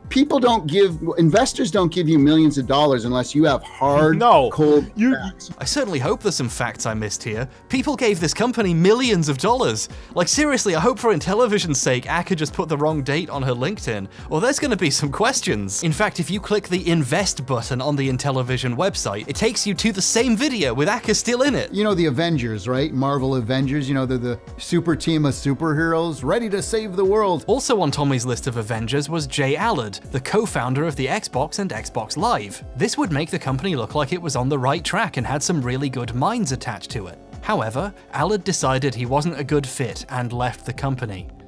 In 2020. Here's another one. How about the guy who co-founded and co-created the Xbox, right? When Tommy was saying Allard was on the team in this footage, to get people's money, Allard was already gone. He was gone to such an extent, he didn't just change his LinkedIn to say he wasn't at the company anymore, he removed it from his page completely. Allard unworked at Intellivision. And after this happened, Tommy was shooting a new video telling people he was in the Amico Avengers. I mean, this guy doesn't even need to work anymore, but he loves our idea and concept so much that he joined the team and has been making huge contributions. This particular comment is incredible, because on another investment platform, remember Fig? Tommy had previously bragged about Allard's involvement in that investor video too. He was actually at the company when this one was made at least, and Intellivision's share offering documents on Fig also claimed Allard was involved and that he was the global managing director. A while after Allard had left, the SEC noticed Intellivision Intellivision's Fig was still advertising he was there. Investors were technically being deceived. Also, a major member of staff, like the global managing director, leaving could be causing problems with making the product they were promising to investors, you know? So they asked Fig what was going on.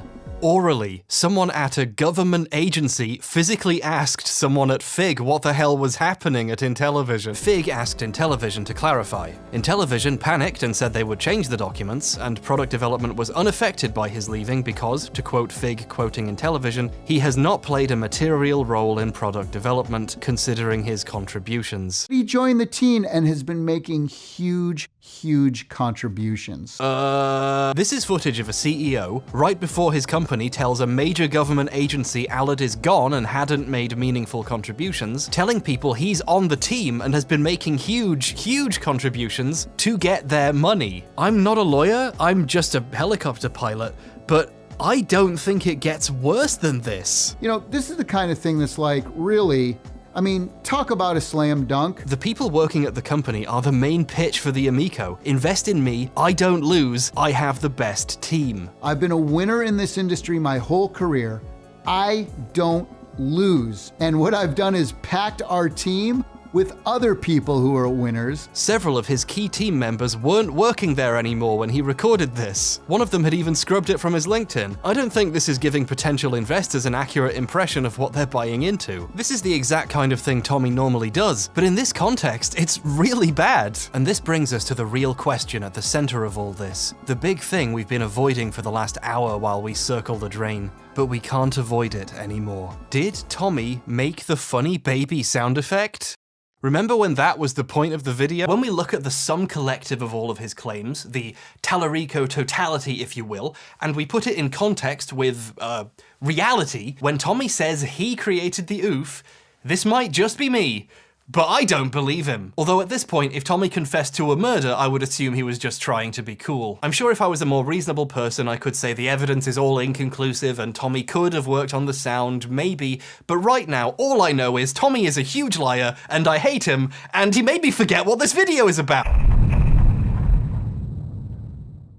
I promise you, when I started making this video, my goal was to make something short for once. Take a break from my longer projects to make a quick video, quickly, so people knew I was alive. I did not expect, while I was doing research, for a rabbit hole to open beneath my feet and to fall Wile E. Coyote style into an abyss of lies and madness, and seemingly getting one of his Guinness World Records sent to the fucking Shadow Realm. I didn't choose this. This happened to me, and I'm not happy about it. I wanted this to be a story about how, in our modern age, we don't take ownership of artists' work seriously enough, through the lens of a sound effect that had been reused without credit for over a decade. But the people not being credited in this story are the hardworking folks under Tommy who he has taken credit from over the years, and the original voice actor, none of whom will see any of the money Tommy makes from selling their sound today. It is incredibly easy for hard work to be exploited by corporations, and one of those corporations happens to be called Tommy Tallarico Studios Incorporated. But that's really a structural problem, and we already all know capitalism is bad. Statistically, your most formative memories are of a global financial crisis. You don't need that lecture from me. I think the unique lesson of this story is about, well,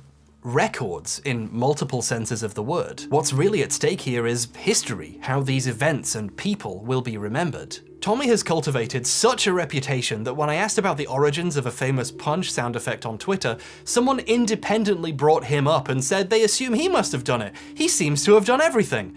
At least he says he has. The man has successfully inserted himself into conversations about sound effects he didn't even make, while the people who did the work attributed to him evaporate into namelessness. No one knows who Joey Kuras is, and he made the sound effects people think Tommy did. He worked on fucking Fortnite. I've heard his sound effects as they blast my Silver Surfer into dust. It's not right for him and people like him to be forgotten. Games have always had problems crediting authors correctly. Early games were seen as products first and creative works second, so credit wasn't taken seriously. Creators used to not be allowed to put their name on the game and had to hide them in Easter eggs. Mark Cerny, ironically another good candidate for first American to work on Sonic, wasn't allowed to keep any of his work or design documents when he was working at Atari, and his games were considered Atari creations, not his. His source code, notes, and documentation were only preserved because someone got them out of a dumpster when Atari closed the office and threw it all out. This problem has especially contributed to the perception of women working in games. games. Yoko Shimomura, one of the most well-known video game music composers today, a veritable industry icon one might say, composed all but 3 of the tracks on the original arcade version of Street Fighter II. But due to Capcom's crediting policy at the time, she was credited via a pseudonym. For her music's appearance on console releases and updated versions of the game, she was not credited for her compositions at all. All credit was given to the people who translated them to the new formats. Her contributions to game music history are only recognized properly decades afterwards, because her early career was rendered invisible, music she wrote often being credited to someone else. This was widespread at the company. The Capcom sound team throughout the 80s and early 90s was almost entirely women. Just think about that for a second.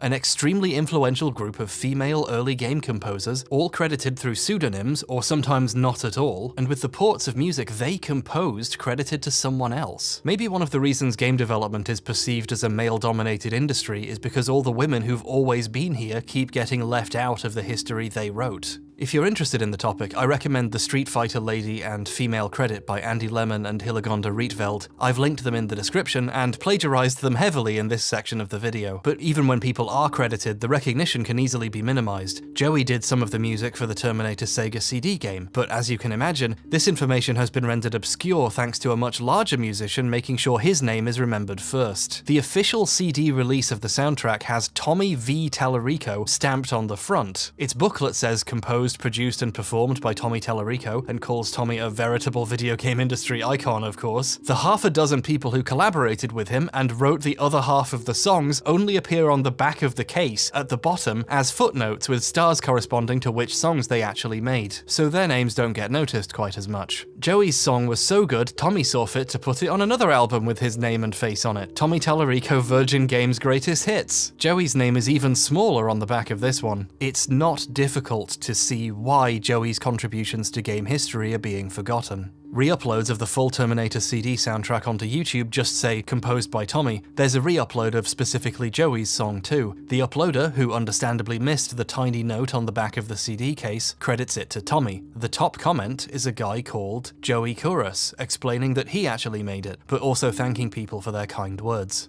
We're at the point the actual composers have to explain they made the song in the comments of re-uploads of their work misattributed to their old boss. This extends back into the regular music industry as a whole, of course, but also into material we covered here. Michael Jackson's long-rumored, now semi-confirmed work on Sonic 3 isn't all it's cracked up to be either. Like a certain other composer, Michael had people who worked for him. According to Brad Buxer, an American keyboardist and composer who did a lot of work with Jackson, and actually is credited on Sonic 3, Jackson basically made him do most of it. Once you're well enough established, it only gets easier to exploit the talents of people working for you and build up your own status on the back of something you made someone else do. The industry is still constructed in a way that treats individual creators, usually the biggest names on the project, as the true authors, attributing a game's success to them and not the many people who did the work. Things are so bad even the recipients of this praise have called it out. To quote one of the worst articles ever written, "There's a tendency among the press to attribute the creation of a game to a single person,"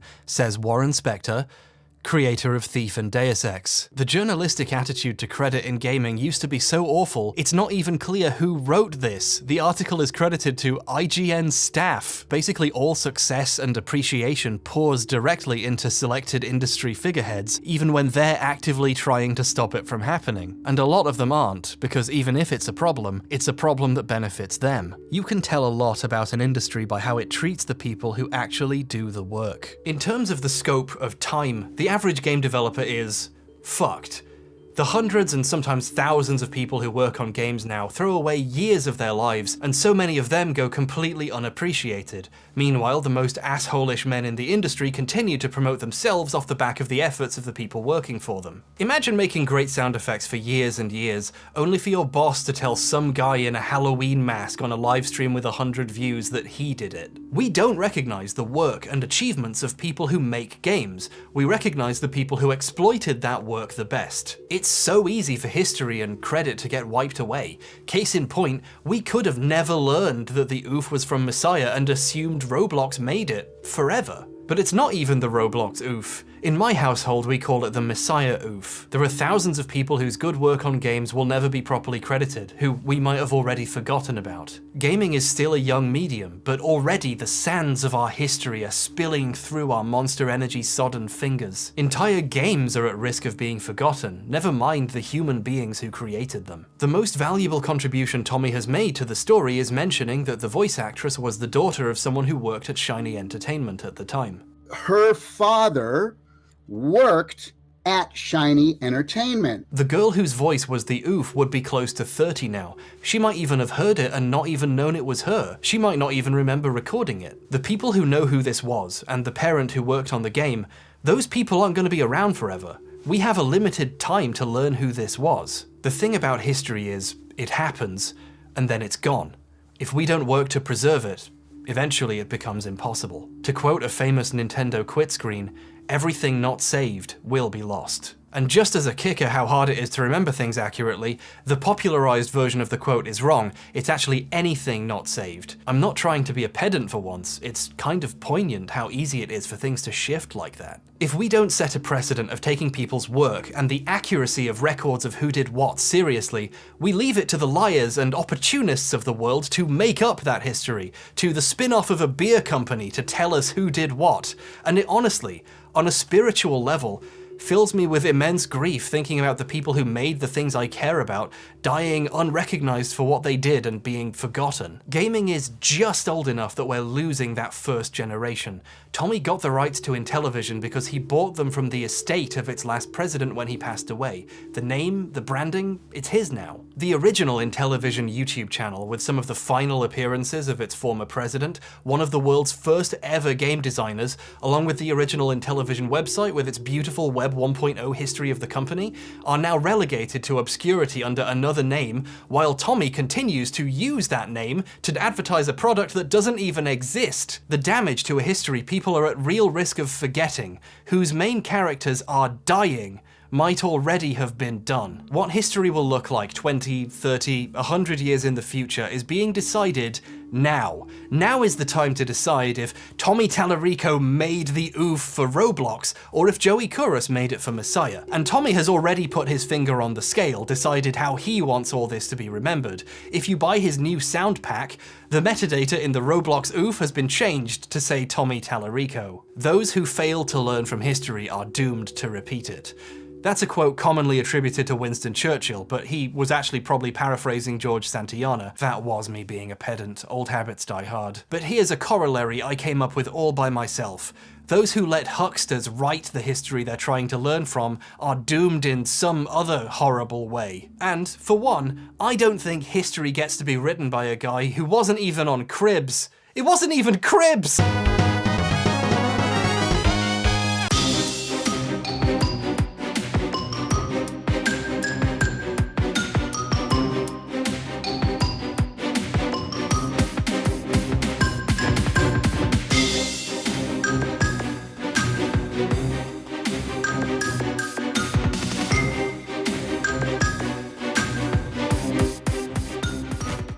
Oh, hello there. Thank you for watching this 30-minute video and accompanying feature-length meltdown. The boom mic is slowly peeking into frame. Anyway, thank you all so much for watching all of this. And I hope you had a good time, and I hope to see you again soon. For once.